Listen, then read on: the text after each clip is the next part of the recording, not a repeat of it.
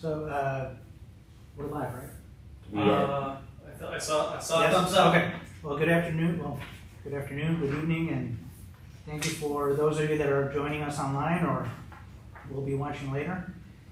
Today is our May edition of the Finance Committee, and in the room we have Mr. Ashoff, Interim Superintendent, Dr. Watson-Hill, who is our CSBO and Chief Financial Officer, and myself, David Ocampo, Board Member.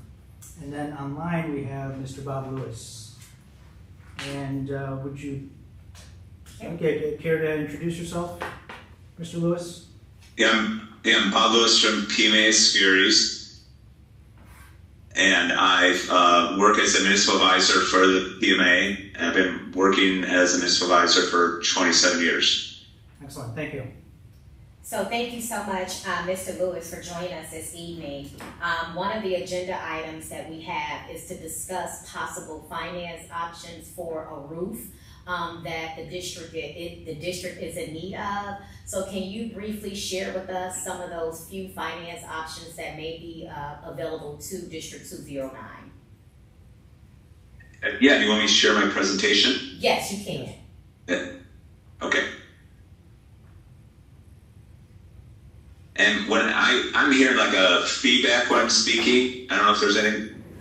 I'll turn off the mic here.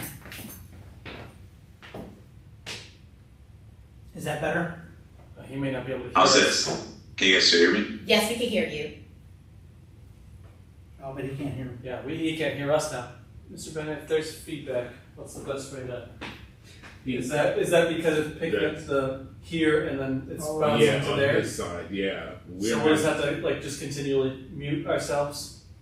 If he's getting the feedback, he's getting an extra loop from somewhere. Right. That's not from here. Alright. So we'll try muting ourselves and then go ahead and start talking. I'm going to mute myself right now. When you start talking, let's hear it. Let's see if you hear feedback.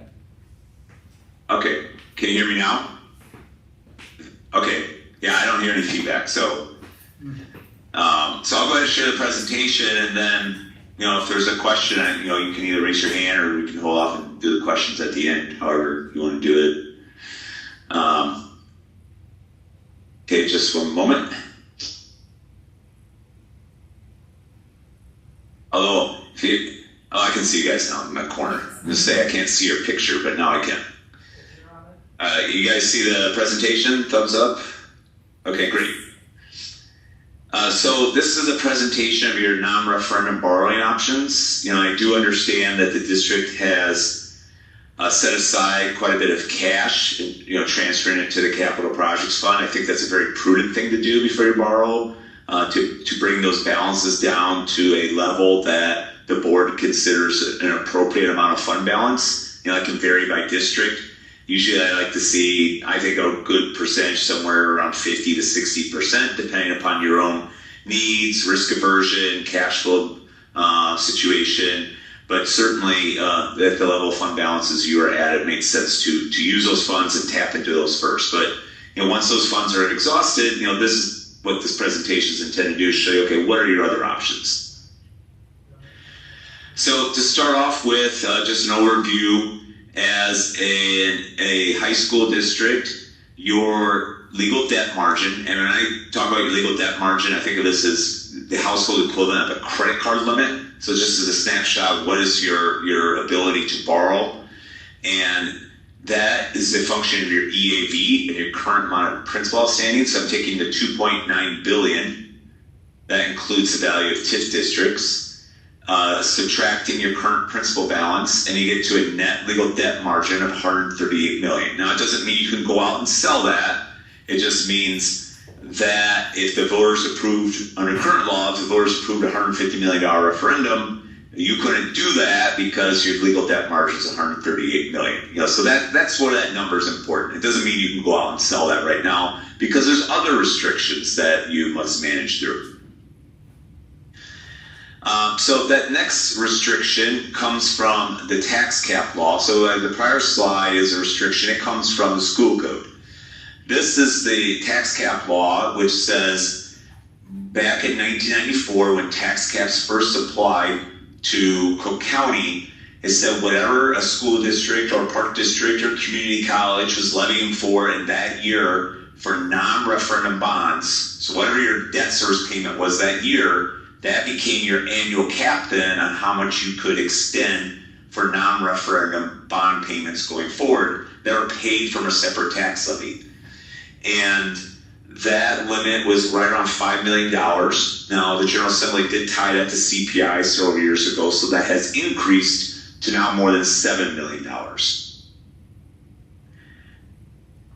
Now, that comes from the tax cap law, and then you have to go back to the school code and say, okay, now that I know we have a debt service extension base, what does the school code say I can borrow that I can then pay from within my debt service extension base? So there's 4 types of non-referendum types of bonds that are available under the school code. Those are working cash, life safety, funding, and tort. The first 2 are generally the ones that are used most often by school districts in the state of Illinois. Working cash is used typically first because you can spend it in any sort of capital project. And then life safety would be the next type that would be utilized. And that can only be done though if you have a life safety approval. So if your architects go through your buildings, and they send those plans down to Springfield, and ISB goes through the process of reviewing those plans, they could issue life safety approvals, and they could, let's say they go through that and they issue life safety approvals of $50 million. Now, that means you have the authority to sell life safety bonds up to $50 million. Under the current law, though, that would have to fit within that debt service extension base on that prior slide. And I'm going to show you what that looks like graphically in a moment. A couple of items to cover here is before you do any of those 4 types of bonds, you do have to conduct a hearing, which is similar to your budget hearing or your tax levy hearing. It's called a Bond Issue Notification Act hearing. And additionally, to do a working cash bond or a funding bond, those must be can only be issued after you go through a 30-day petition process in which 10% or more of your registered voters sign a petition. Then that bond would have to go to a referendum. Life safety bonds do not have that requirement. They only require the hearing. Now, under current law, though, you can see the red line represents your debt service extension base that was established and shown you on 2 prior slides. The blue columns represent your current non-referendum bond payments, which consist of nearly 20 years worth of payments. Levy year 22 is for taxes collected last year, so levy year 23 is the most recent year, and that would be for taxes collected this summer. And you can see currently that your bond issue that you have outstanding consumes most of your debt service extension base. I like to think of this like a box. Currently, the box is at the height of $7 million, and it can go out 20 years under current law, is the longest you can do for a bond financing. And so your ability to borrow is rather limited on a non-referendum basis if you want to establish a separate property tax levy. Well, the reason why I'm saying a separate property tax levy is when you levy tax, so you're levying for a variety of purposes. Generically, we say your operating funds, which is trans, ed, O&M. And then you have this bond levy that can only be used to pay the bonds. Well, without referendum approval, you're limited to this debt service extension base. So when I turn to this next slide to see, okay, what can you do on a non-referendum basis, that's represented by the light blue lines, which fit underneath the DSEB, and that amount is about $20.6 million. Now, it would cause an increase in taxes because you'd be raising the levy from this blue bar up the top of the blue column up to the red bar, which is about a $23 increase.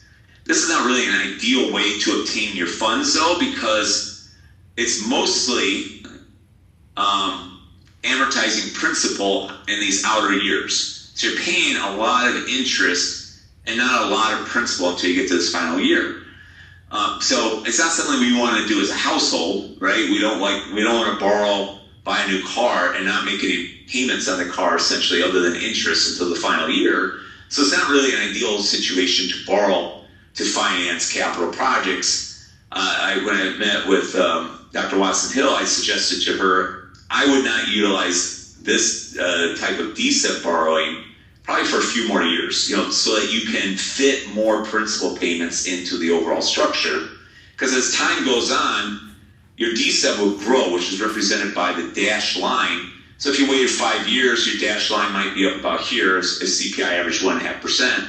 CPI keeps as it's going, it's going to be even higher than this, but that creates more capacity. The red line will be much higher than the dark blue line. You have more years at the end to fit more principal, and it'd be a more efficient financing.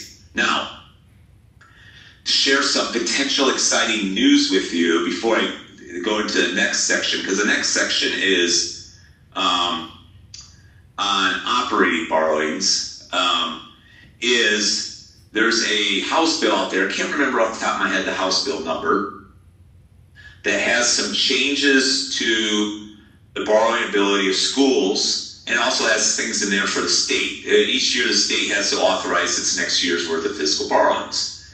So in this bill is the state's authorization for the next fiscal year, but also there's some changes to how schools go about borrowing. It extends the final payment from 20 years to 30 years. It allows for, if you pass a referendum, it no longer applies to your legal debt margin. So this occasionally comes up for school districts, like, for example, Elmwood Park did a $55 million referendum about 4 years ago, and their legal debt limit at the time was like $40 million. So they had to get special legislation to issue the $55 million of bonds because their legal debt margin, that's this calculation, was only $40 million at the time. And now with this change, if the governor signs this bill, school districts would not have to go down to Springfield every time they pass a referendum if it was going to cause them to exceed their legal debt margin. The third thing in this bill, and this has a limited use, it definitely wouldn't apply to you, but I'll share it anyhow, is if you had to build a new building to meet the requirement to have full-day kindergarten now, you can build that new building without going to referendum. Now you do have to find the borrowing authority or have the fund balance to do it, but even if you had 100% fund balance under current law, you can't build a new building without the voters approving that building at referendum. So again, that doesn't really benefit you since you're not teaching kindergarten kids. And then the fourth thing, which is most important for you, is life safety bonds. If the governor signs this, would no longer count against your debt service extension base. And the rationale behind that was shared with the Senate president in some meetings and crafting this legislation was, currently it's inequitable when you look at tax cap counties versus non-tax cap counties. Because every school has to do its life safety survey every 10 years, and if you're McLean Unit 5, which represents normal school district, a very large school district in the state, McLean County is on a tax cap. So when they get $10 million of life safety approvals, they can go out and sell $10 million of life safety bonds.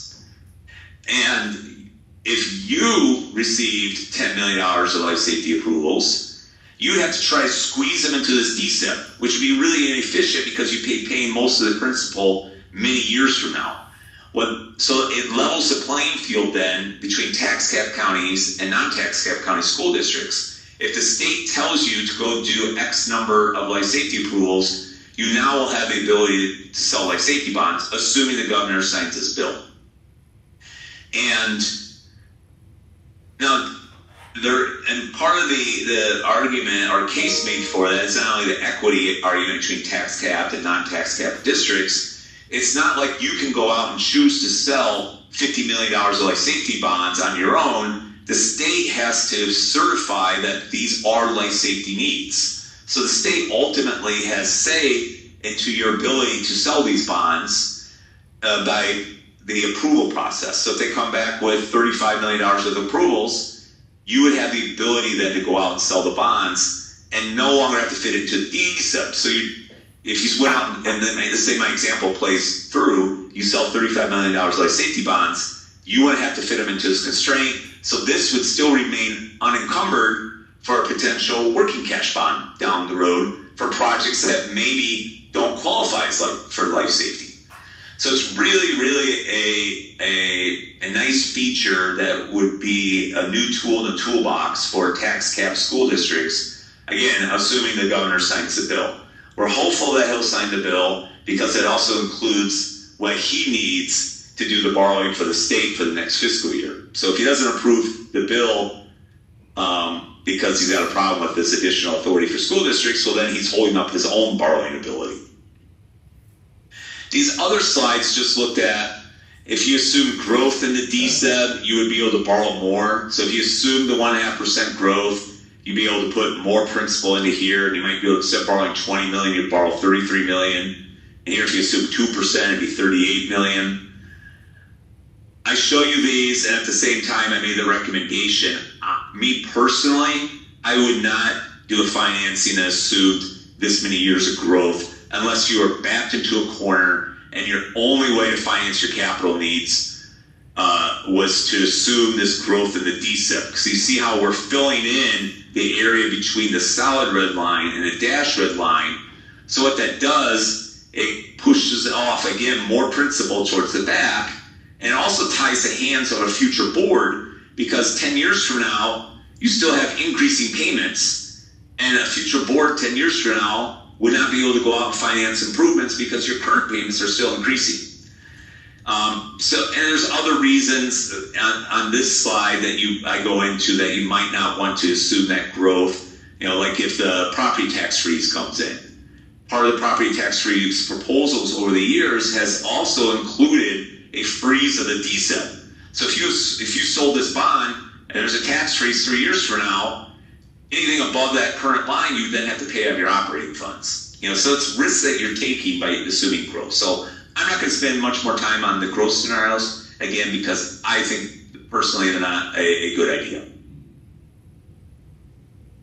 So then the last section here looks at a borrowing paid from your operating funds. So everything I talked in the prior section, whether it's a bond paid from your debt service extension base or a life safety bond, if we get this new authority to issue them outside the debt service extension base, that's paid from a separate tax levy. It's not impacting your operating funds.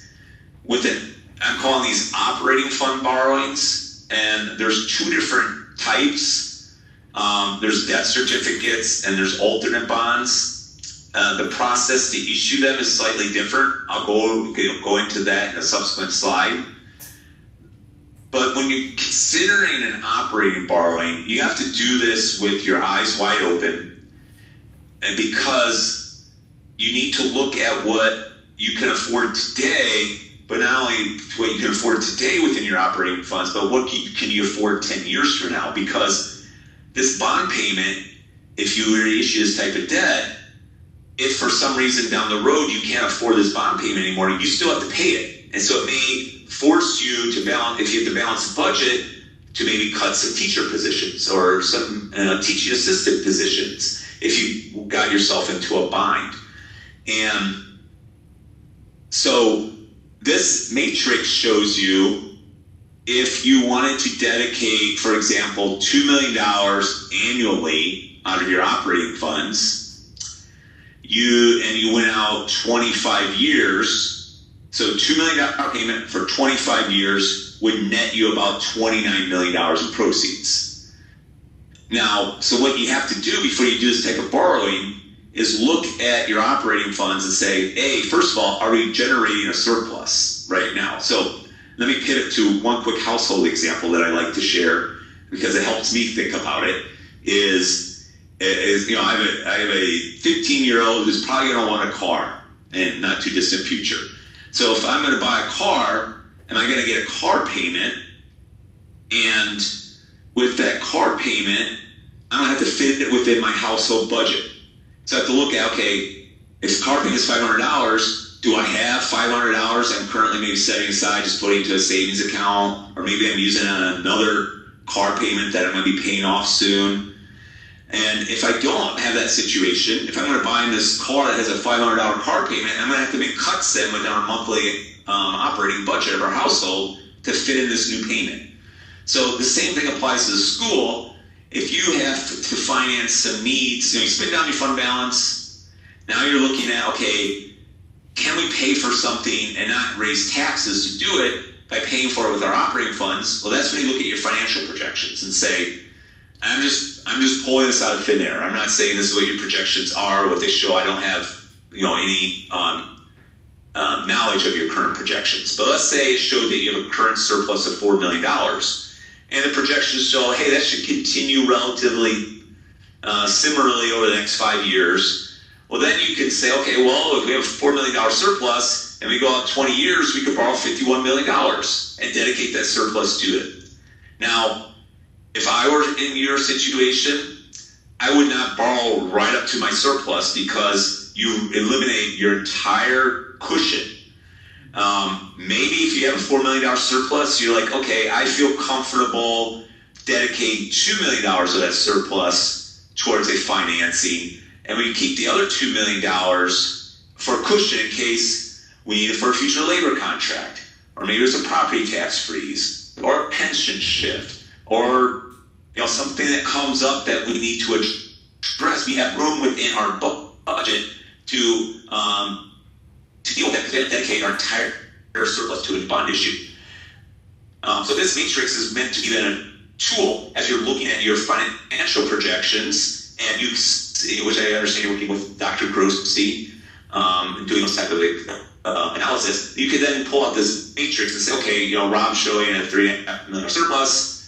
If we dedicate $2 million, what could we get? If we only want to dedicate $1 million, what could we get? So this would be something maybe a year or two down the road after you spent the dollars that you've already set aside for capital projects out of your current funds. And indeed, when I was giving this presentation to the administration, to Dr. Watson Hill, I didn't know about this life safety thing. I knew it was a possibility, but I wasn't sharing it because it was sort of pie in the sky at that moment. We were hoping that the Senate president would introduce it, but we didn't know.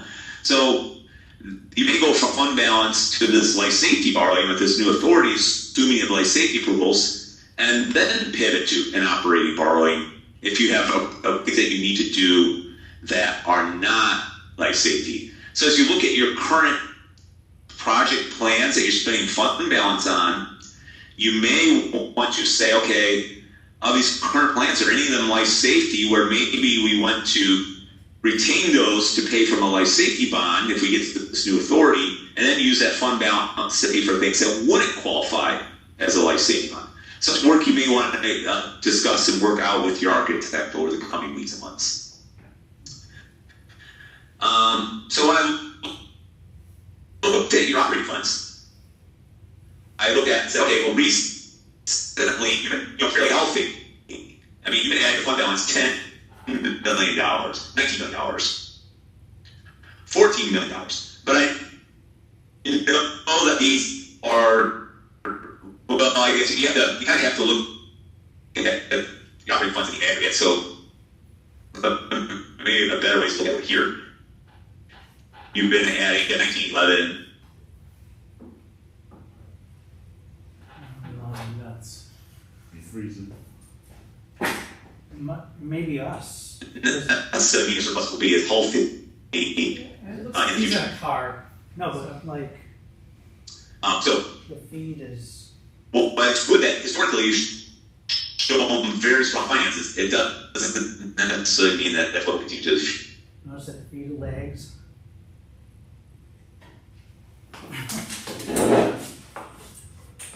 Just maybe come up. You guys still hear me? A second. Bob, you're lagging right now. We're trying to get. We're muted. Yeah. Oh, we're muted. Oh. You guys are good. Can someone Can you unmute unmute him? Unmute us.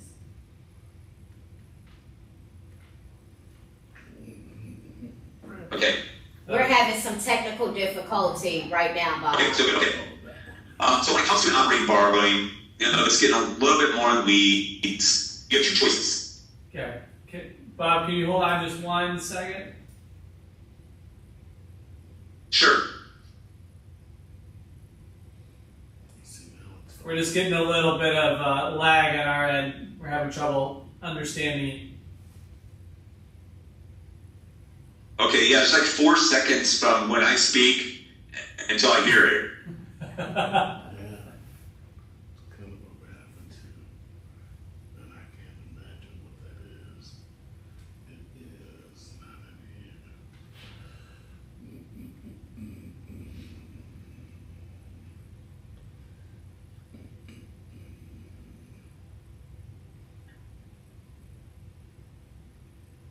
I can't, I don't.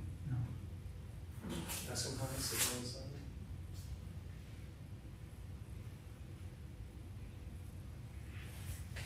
Can you hear us okay, Bob?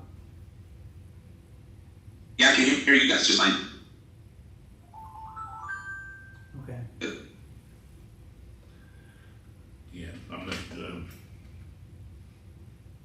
it's not something I can fix right away Okay.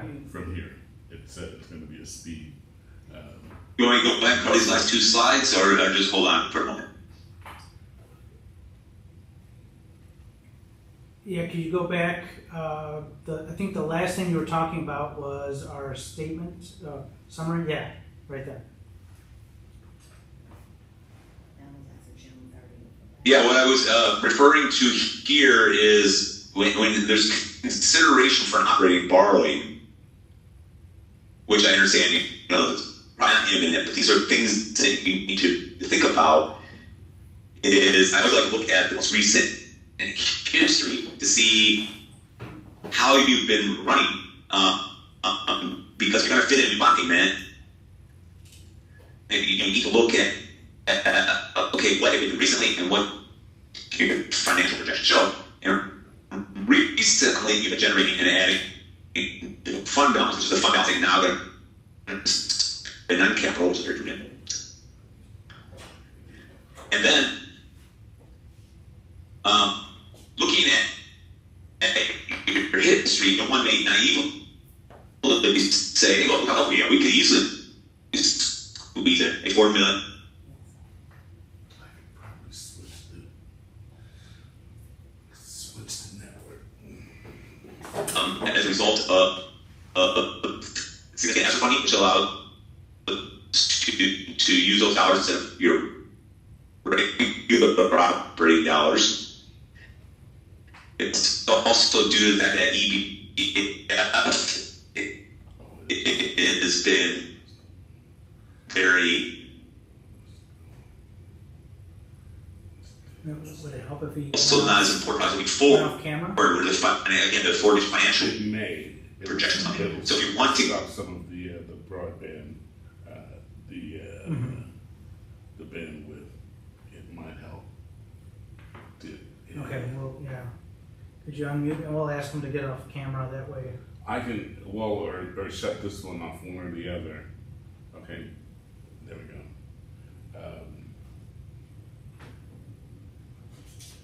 But I did just switch the network, that might help. Okay. I'm sorry, go ahead. Can you hear us? Are we still muted? No. Oh, but it's not there. You can hear me, okay, you can hear me, but it's not broadcasting there. You on?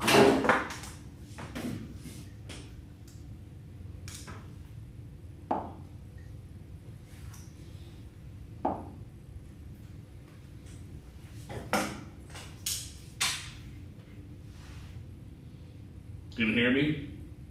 yeah, I can hear you. Should I go ahead and? Yes. Oh, but now I hear myself again. Yeah. Yeah.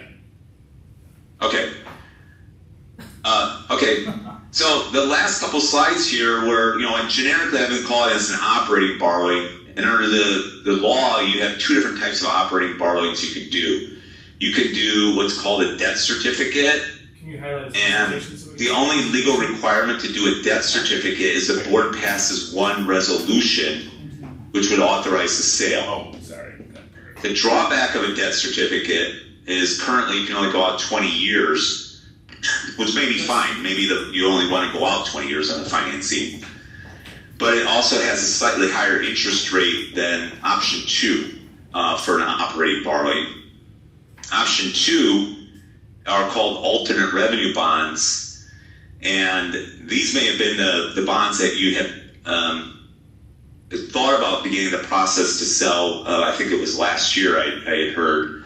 And alternate revenue bonds have not only board approval to sell it, you have to go through a 30-day petition period in which 7.5% of the voters sign a petition. It would have to go to referendum. Pardon me. They also have a hearing, like the life safety bonds.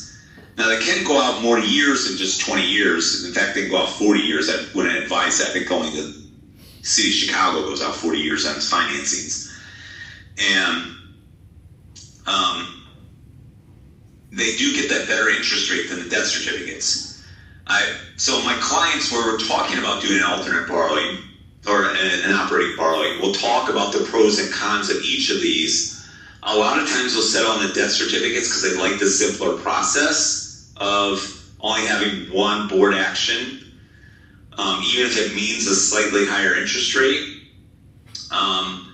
But if a district is not concerned about doing the longer process of a petition period and a hearing, and then finally board action to sell the bonds, I have some districts that will go ahead and do the alternate bonds just so they can get the lower interest rate, and perhaps because they want to go out more than 25 years. These are more the minutia type details right now, and because unless you are imminently considering doing an alternate borrowing, again, an operating borrowing be paid from within your operating funds, that's when you finally have to make the decision, okay, do we want to do a debt certificate or alternate bond? For planning purposes, you can just talk about it at a higher level of, at some point we may want to do an operating borrowing that we're going to pay back from our operating funds. You can do planning purposes using this matrix, or we can actually run scenarios for specific amounts that your architect may come back with. And at some point upon the pathway, as you get closer to potentially wanting to sell an obligation, then you have to choose, okay, we're going to do a debt certificate, or we're going to do an alternate bond, and you can talk about the pros and cons of each at that time. So that's, I didn't put anything here about referendum bonds, just because from my understanding of the district, that's not something that's under consideration. So, really to sum up, what your tools are then for financing your capital needs are using your fund balances, which I think is very prudent to do first. And then if this new law gets signed, then potentially consider life safety bonds. So you may want to be strategic about what you spend the fund balance on to preserve your ability to issue life safety bonds for life safety projects. Because if you spend fund balance on a life safety project, well, that's fund balance you could have spent on a non-life safety project to give you more flexibility.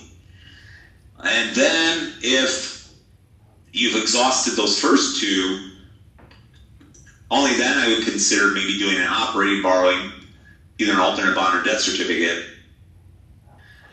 And then, I would not consider doing another borrowing paid from your DSET, like a working cash bond, for several more years. I think that would be for the next set of capital plans more than 5 years from now. Again, because this is a really inefficient way to access the capital markets, because the payments would be so many years later down the road, which means you'd be paying back a lot more interest on this type of financing than you would on any of the others that I've discussed. So I've done a lot of talking, and that's some of the presentation. So I'm happy to entertain any questions that you might have now, or maybe some points that need some clarification. If one of you is asking a question, I'm still on mute, or you're still on mute. Yes. Can you hear us? Yes. Okay. So if I understood correctly, life safety bonds, they may be approved by the governor in a specific bill that's up for a vote. Is that correct?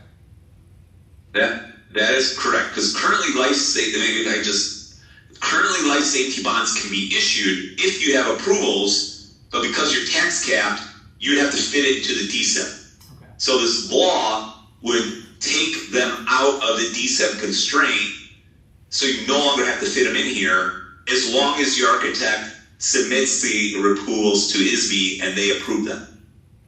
Okay. And what constitutes a life safety project? Yeah.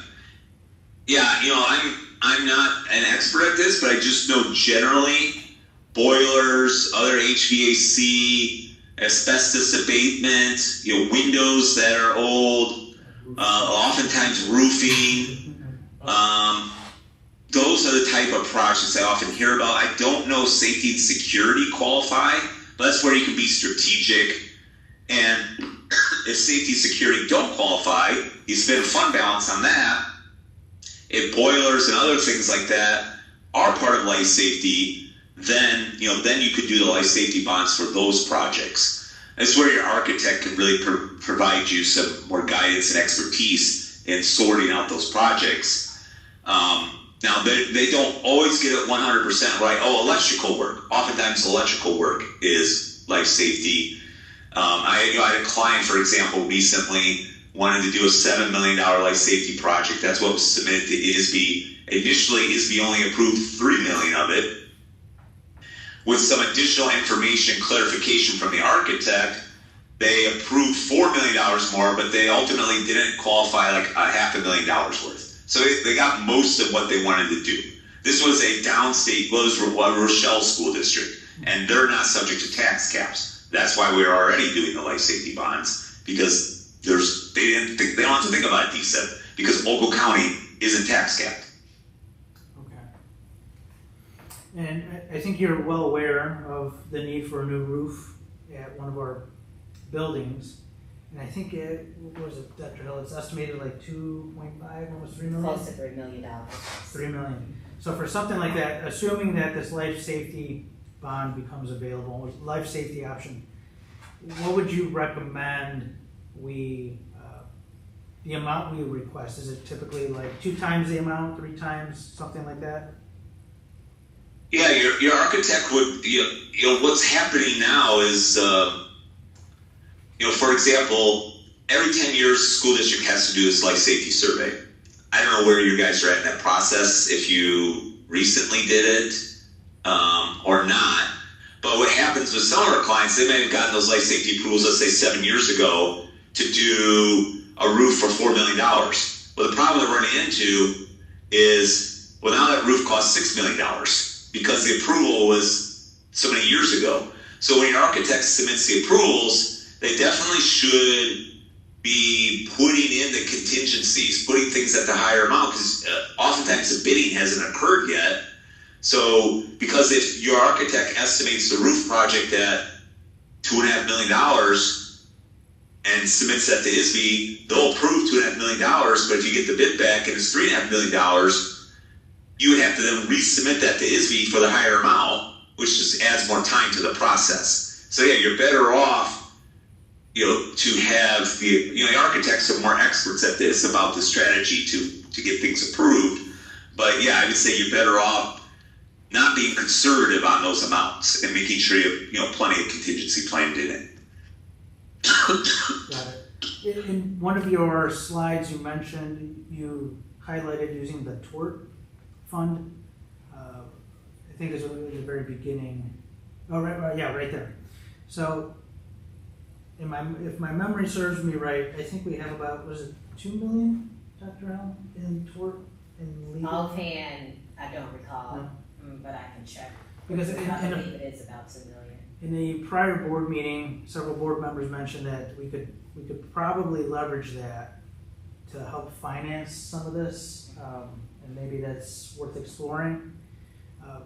And just ballpark estimate, I think it's like 2 million, but if we could, thinking strategically, that would be part. The tort is not considered working cash. Right. Tort. Yeah, back at FY23, your tort fund balance showed $854,000. It might be higher now because I don't have FY24 in here.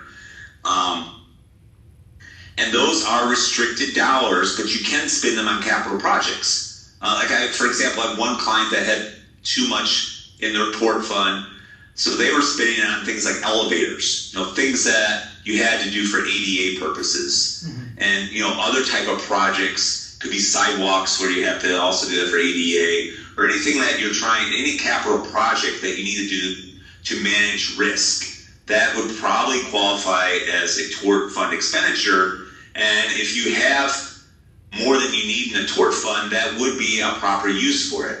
This specific slide here, so while they're similar, they're connected. This is about the 4 different types of bonds that a school district can sell. You can do working cash, life safety, funding, and tort. Tort bonds are very seldom used because if you had a project that you wanted to do, you would do working cash or life safety. Tort bonds in the past were utilized a lot in the past. School districts were setting up self-insurance funds. They might seed the money by issuing a tort bond to do that. Most school districts have moved away from doing that. So, in fact, I've been doing municipal bond finance for 27 years, and I've never done a tort bond. Now, the concepts are related, though. I mean, you could do a tort bond for financing purposes if it was a thing that managed risk, but it's easier to just do a working cash bond for that instead. But your question related to that, I do agree. If you have funds you don't need in the tort fund, I would definitely consult with your attorney. You'll make sure, because you don't want somebody to challenge later on that you spent money from your tort fund, that it really wasn't a risk management type project. So work with your architects again. If you have an elevator or something that's managing risk, I would run that by your attorney, make sure they give it their blessing. Again, you could use those tort dollars for the capital project, which gives you a little bit more in your war chest. Excellent, thank you. Anyone else have questions?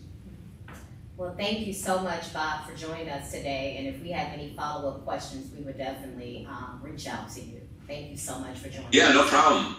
Yeah, I appreciate the opportunity, and I'll keep you informed about what that bill gets signed by the governor. We're hoping it will be June again, because normally they'll sit on those bills a lot longer, but because it contains the legislation that the state needs to sell their bonds, we're hopeful that we'll see it getting signed in early June. But we'll let you know if and when that happens. Okay. Thank you so much, Bob, and have a great evening. Okay, bye. Bye-bye.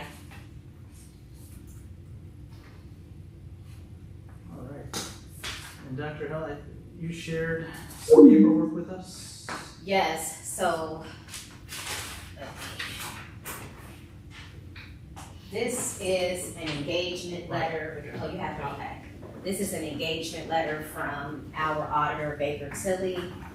And basically, we've seen the shape, our financial conditions and areas where we need to strengthen. Okay. And so Baker Tilly presented a proposal to further engage with us in certain areas such as internal controls and standard operations of procedure. Working with the auditor on certain projects most definitely, will keep us in compliance. And this is something that I believe will help not only the business office, but also HR as well.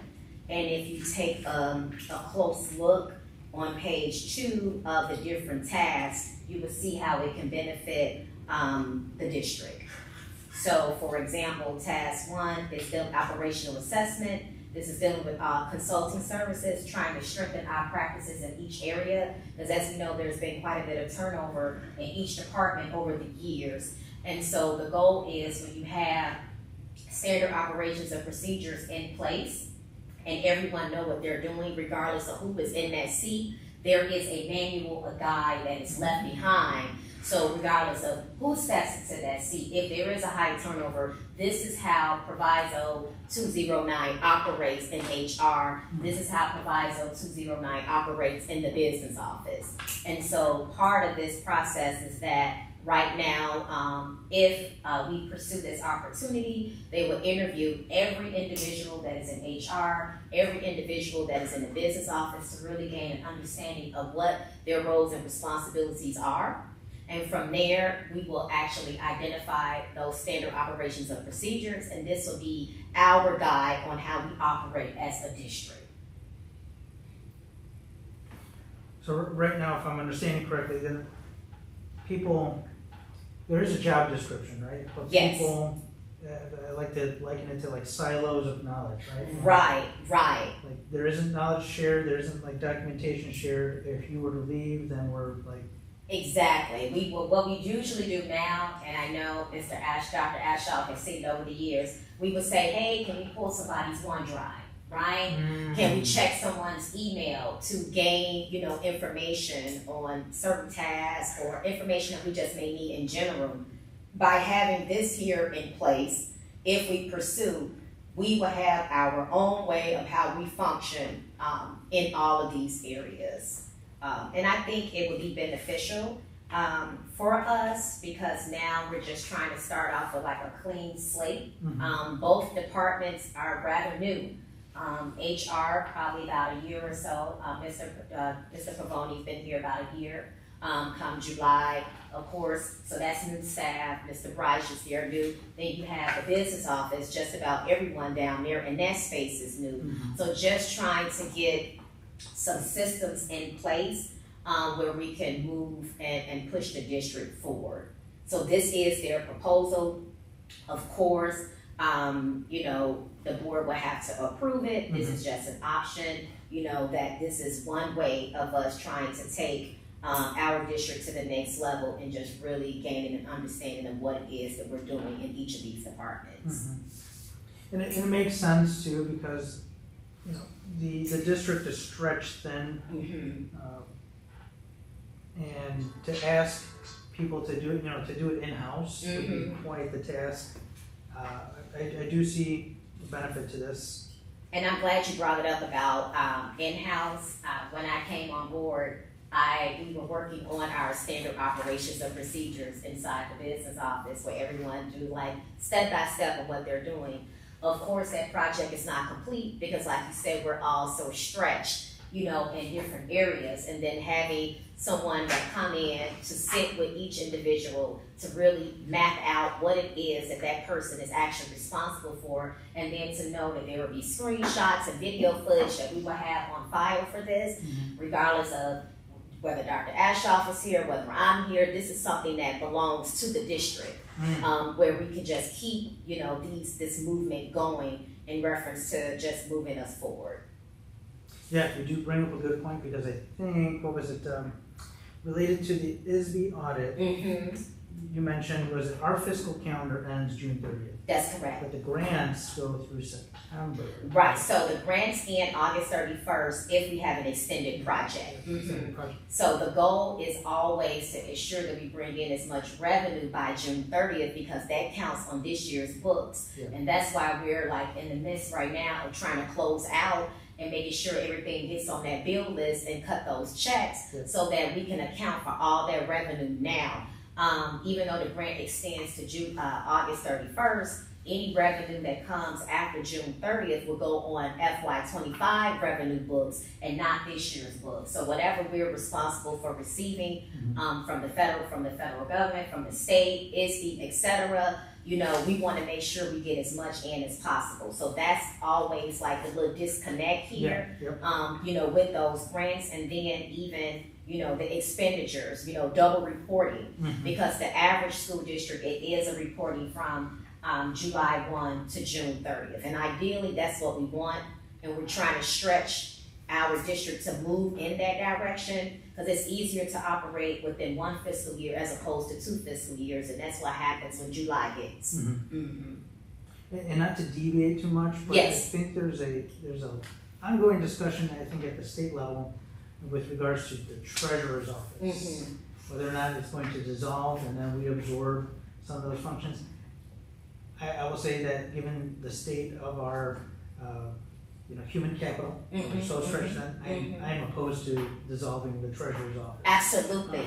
Absolutely. We adore the Township Treasurer's Office. They assist us. I mean, we just had a big project within the last couple of weeks that we fine-tuned today. We wouldn't have been able to complete that project without the Township Treasurer's Office. So they are an essential, Yes. I call them family. They are an essential piece to the puzzle, and we are indefinitely in need of them. Yes. So I just wanted to present this as a, possible action item for the upcoming board meeting. Okay. I also have other, Needs to be information for June, and then it can be it could be information for just June, looks and like they're then prepared for a July engagement, so if we make an information item. we can make it an information item in June, and then possible, action in July. Okay. I think that would be good. And then we also have, you mentioned the student activity. Yes. Okay, so the way things are moving within Proviso is when you're dealing with banks, it's all about relationship building. Mhm. And then being able to access information when you need it. You had mentioned statements from being owed for student activity and our self-fund accounts.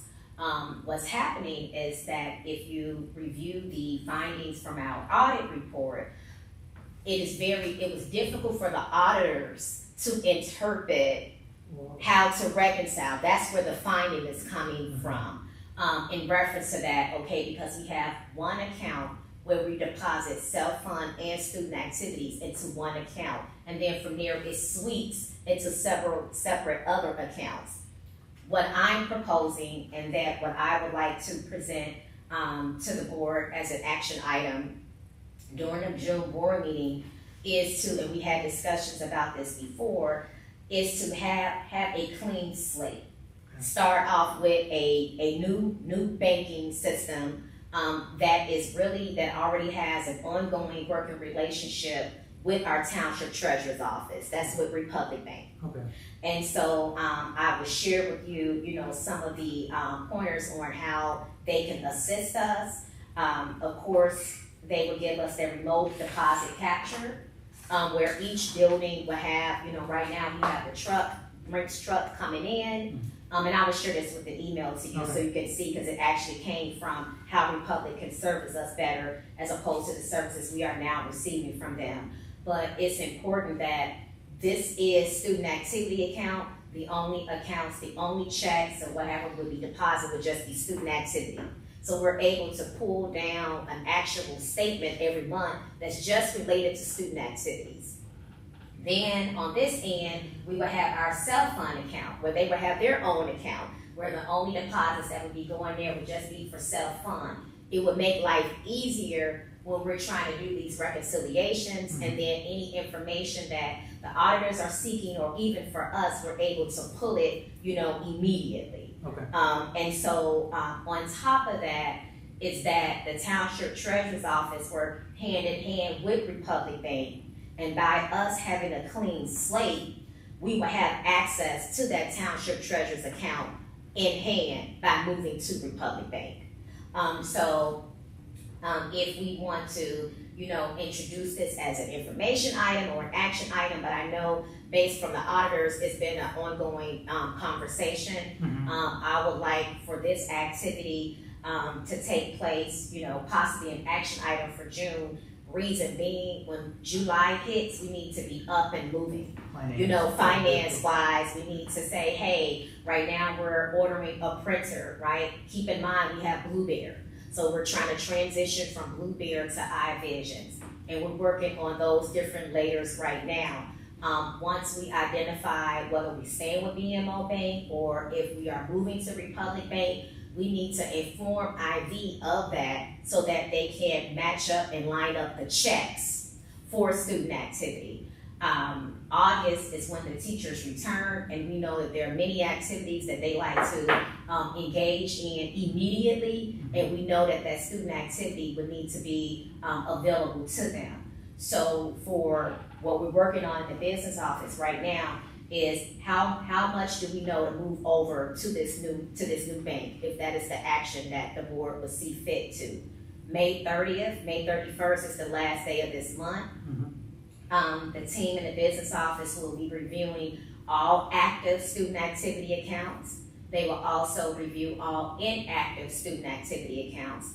If it is an active student activity account, we would like for the sponsor to confirm or deny that they agree with the balance that is on hand.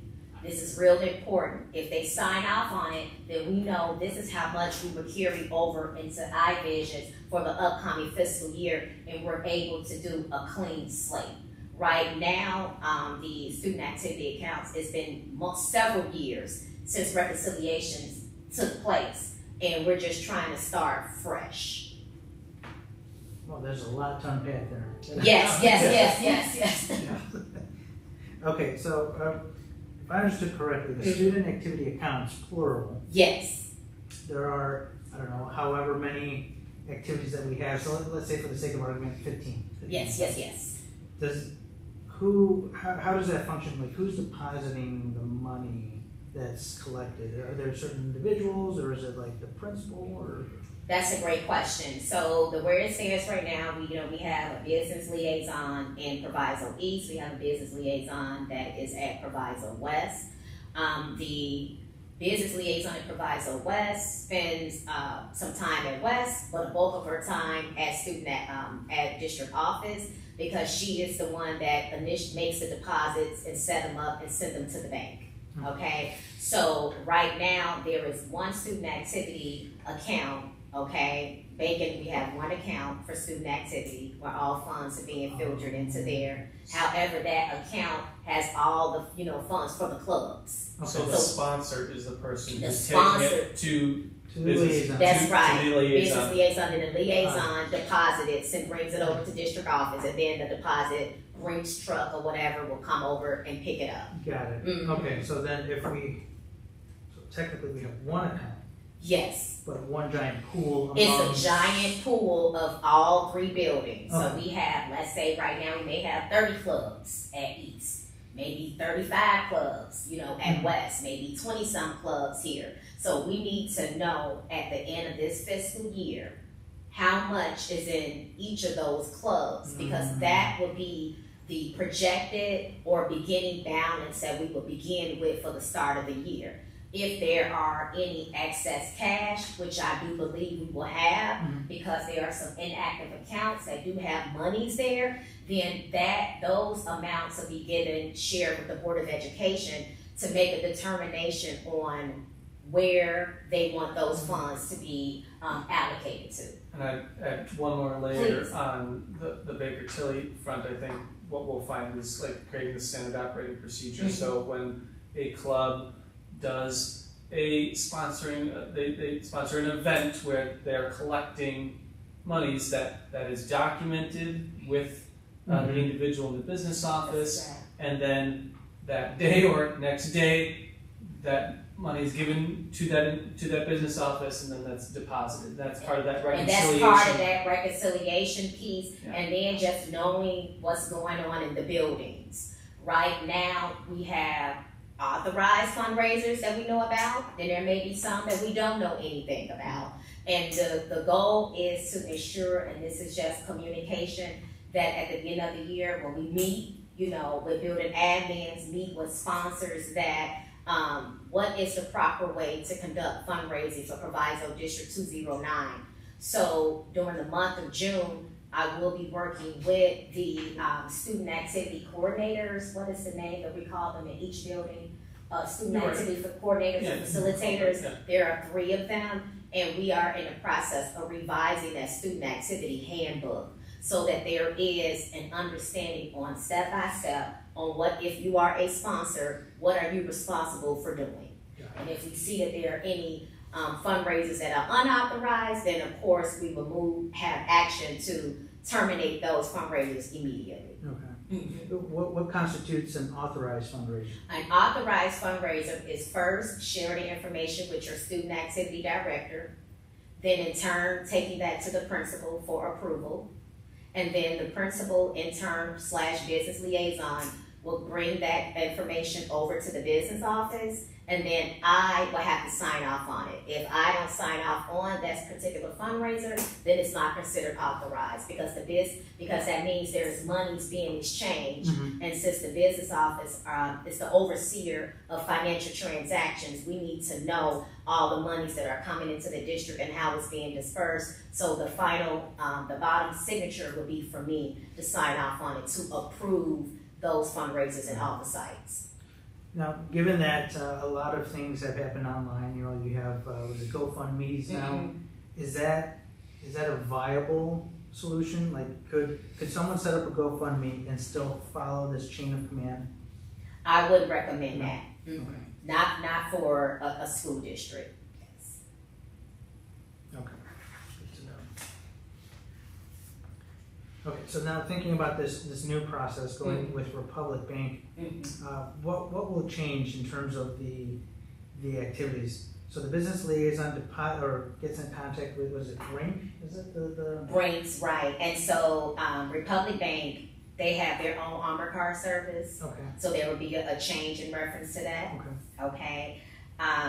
Cash management would be implemented, you know, which would include online banking, remote deposit capture, which is extremely important, because the checks, we can just think about Chase online. If you bank with Chase, instead of taking the check to the bank, we would have that remote capture machine right there on hand. So that will eliminate activity going to the bank that will already be there, which is good. The wire transfer services, that is also essential, because we send wire transfers to our self-fund, our insurance companies, Blue Cross Blue Shield, things of that nature. That service is already in place, but we're just looking to have a more hands-on working relationship with the actual bank, you know, building that bank. And that's, for me, if I call, you know, we want to make sure that we're able to get someone immediately to get us whatever it is that we desire, as opposed to waiting days in. So the relationship that we're getting with BMO, if we move to Republic, it would be a better working relationship, because I can pick up the phone and say, hey, Sal, we need X, Y. For me, it's all about relationship. And right now, by my short tenure in the business office, we don't have that kind of relationship with BMO. Especially when it's time for us to get our statements and things of that nature. And then just the confusion of everything going into one account and then being swept into other accounts.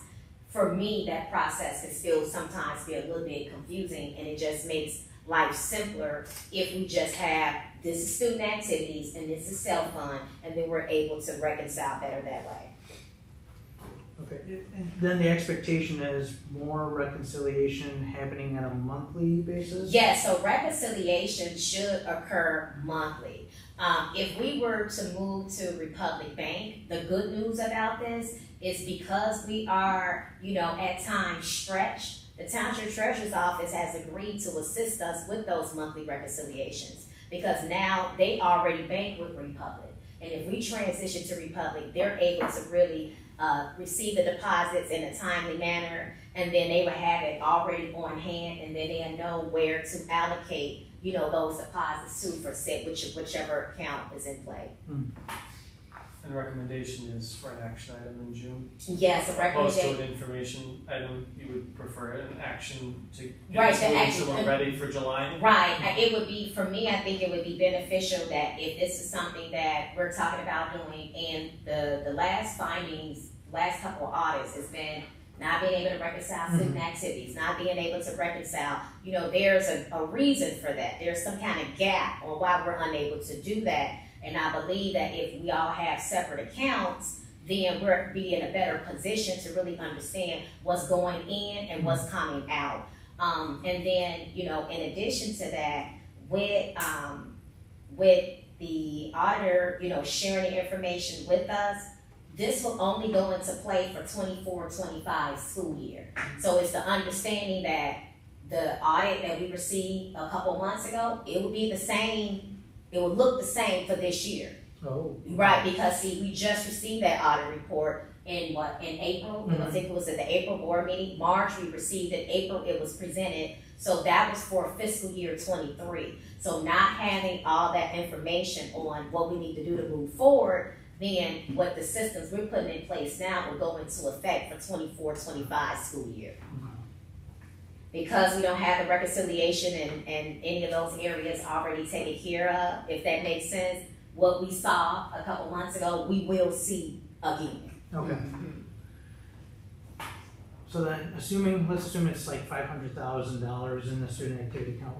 We plan on splitting that peanut butter spread amongst the X number of accounts? The overage or just overall all of that?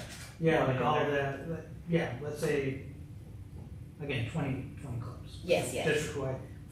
I think that's where you were communicating That's with the when we clubs. communicated with and the saying, clubs, we "Is would know. this-" Right, is this your accurate balance? Oh, okay. Right, and so once we sit down and meet with them, then we would know what that projected balance would be for the upcoming year. Okay. Because they already said that this is what I did. There are times where Blueberry may be a little bit, a disconnect Yeah. because it's an old system and some of the entries may not be accurate. That's why it's important for us to meet with each club sponsor so they can review their own records.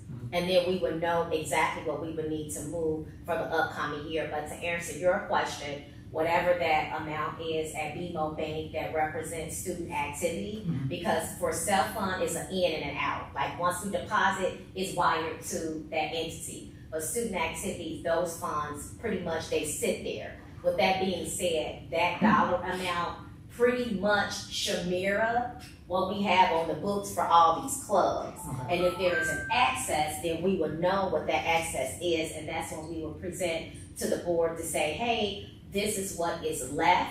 And then I can provide recommendations on how we can reallocate those funds, because we know that we will have excess cash, but that would be for the board to decide how we want those funds to be shifted. That would be an option where the peanut butter spread. That would be the peanut butter spread. Given any excess Given any clubs access. that are kind of inactive, that That's have right. money sitting there, Okay. we kind of see once we get the yay or nay on Yes. is this your balance, kind of see, I think, what is left. What in is that left. pot. Okay. And then the coordinators, they also have ideas on if there is an access on what we could possibly do. There are some clubs right now that are new and they don't have a budget, right? And so since they don't have a budget, if having an account or a little cushion set aside for them to get some things done, and Yeah. you know where I'm getting at, Yes, ma'am. Dr. Ashaw, that if it's a club that is in a probationary period and they are in need or want some items for a said fundraiser, then they will have this avenue to get those funds from. Good thinking. All right. Now, the student activity account is one, and then we have the self-funded account for insurance. Yes. Is that as messy as the student activity account? To be honest, I don't believe so, because it's an in and an out. Okay. So once we send a deposit to the bank, it's being wired to that insurance company. So it's not as messy, we just need to reconcile it. We need to say that this is the self-fund account, and this is what's in here, this is what's going in, this is what's going out, where they can clearly see it. Okay. Right now, that's not the case, because the student activity and the self-fund is being deposited into one account, and then it sweeps into separate other accounts. We just want it to be a clear picture on what activity is actually taking place. Okay. And that one, the self-funded insurance account is also moving to Republic. Yes, Everything. yes. Now, we could have a situation set up right now where we could say, you know what? We don't want to move both right now.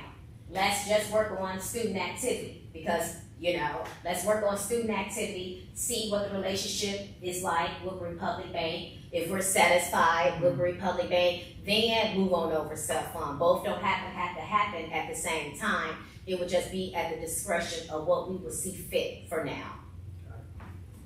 If that makes sense. Yeah. Do we need board action on that self-fund as well? Yeah. You would need So- action on both, any movement. Okay. Any movement, we would definitely need action. Like, so right now, let's say we have self-fund and student activity both at BMO. If we were to move the student activity over to Republic, that's board action. Yes, ma'am. If we were to keep the self-fund at BMO, then there is no board action, Right. because that's already there. But I just think if we're gonna have a clean slate and move, it would just probably be advantageous for us to do both at the same time. Okay. Is that your recommendation? I mean, if we're asking the board for an action item in June, with the activities to move over To move to both. Republic, just make the ask for both? And make the ask for both, and then we won't have to come back. Oh, okay. Mm-hmm. Or you would probably ask for like, you probably give a timeline of when you would move, right? Like, Right, so to assist with movement, that's where we will seek guidance from the township treasurer's office because they have access to our accounts. And of course, all of this will be done through a wire transfer. Okay. excellent. Thank you. Can I ask Yeah. one more separate to this, or are we good on those items? We're good, yeah. Did you want to speak at all to the moving of the from ed funds to operations and maintenance for June, just during here in the finance committee? I don't know if that would be Yes, so, appropriate. yes, it is appropriate, thank you for bringing it up, because I just sent an email, a reminder, to our legal team. So, as you know, the board had an action last fiscal year 23, to move the $50 million. The $50 million, we didn't move any action on that until the following fiscal year, which was fiscal year 24. So, at the time, we didn't know the condition, of our finances, because we had, quite a few bills that we had to bring up to par. So the decision is what funds were needed at that time, and that was the 38 million. However, it was on the books to move 50 million. So to make sure that we have enough funds to secure or, our obligated debts that we do have for July, we're seeking to move the remaining 12 million that was already approved. It was already posted in the newspaper already. It was posted in a Friday newspaper. So it met that 7 to 30 day deadline, and then that will be presented for board action on that day. And the goal was to present that prior to June 30th, so we can appear on the June 30th books and show up, on our fund balance, and then we'll be able to meet our obligations for our architects this summer. Okay. Wonderful. So we have board action. So it's a lot of board actions. Another board action would be for the PTAB as well. Yeah, Property Tax Appeal Board. Okay. Yes, there is a co-op where we work with several districts, and whenever there is a property tax appeal where the district can benefit funds from, we do seek out legal counsel. So the board action will be for the board to provide me with the opportunity in consultation with our attorney and the superintendent to act on our behalf, because there are times when there are appeals that we need to immediately act to, and sometimes we probably can't get to the board within those 30 days. So if there is an action where, hey, as long as we're seeking guidance from the attorney in consultation with the superintendent, that the business manager will have the authority to make those decisions on their behalf and keep everyone in the loop in reference to what's going on. Okay. That would be another board action that the legal team at Forensic, we do work with someone at Forensic already who assists us with our property tax appeals, and so there have been some already, and so they just like to have the action move immediately, and not to delay the process. Thank you. No, thank you. And I'm just trying to see what else we had out here. So the PTAB, transfer of funds, and the transfer of banks. I keep my little notes in my phone. Oh yeah. This is for, for my presentation for today's board meeting. So I'm just like, okay, what am I transferring? And so and then the other item, information item, would be the Baker Tilly Group. Yes. Got it.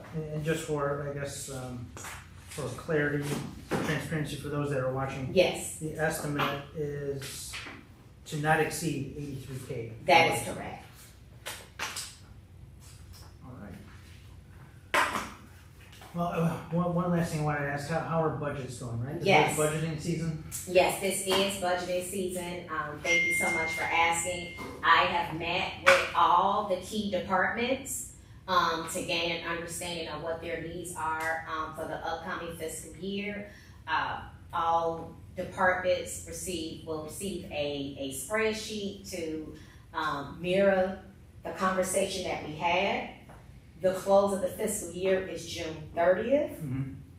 During the second week of July, I will be working with Illuminate, our consulting firm, to sit down and review our finances for this fiscal year. And then we will begin the stages to at least present to the board in August our tentative budget. And then of course that tentative budget must be on display for 30 days. And then we will present our budget for action in September. So we're moving right along with that. I have all the necessary pieces from all departments on what we need to do in reference to how we're gonna allocate funds. And then I will be working with the Illuminate team to secure our budget for the upcoming year. Perfect. And that budget must be approved by September 30th. September 30th. Yes. And so the goal would be, if our board meetings are the second Tuesday in September, then we will make sure that it is approved by that date. Okay. But we will work on those budgets in July. Also, working on those budgets and reviewing our finances. There are many needs within the district. So since there are many needs such as a roof, things of that nature, those non-capital improvements, once we have a better understanding on where we're at financially, then we can share, with certain departments what we are in a position to do. Okay. But we need to close out first to see if we have a surplus, if we don't have a surplus, what we're actually working with. And then in addition to that, lay out those 5-year projections so we'll know the kind of condition we will be in for the next 5 years, with the understanding that we did move a significant amount of our fund balance. So our financial condition will change, drastically as a result of that. Excellent. Well, that's all I have. Yeah, jam-packed session. Any closing remarks, anyone? No, not at all. Appreciate all the information. Yeah, Thank thank you you so so much. much. The presentation was very helpful. Yes. All right, everyone. Have a good night.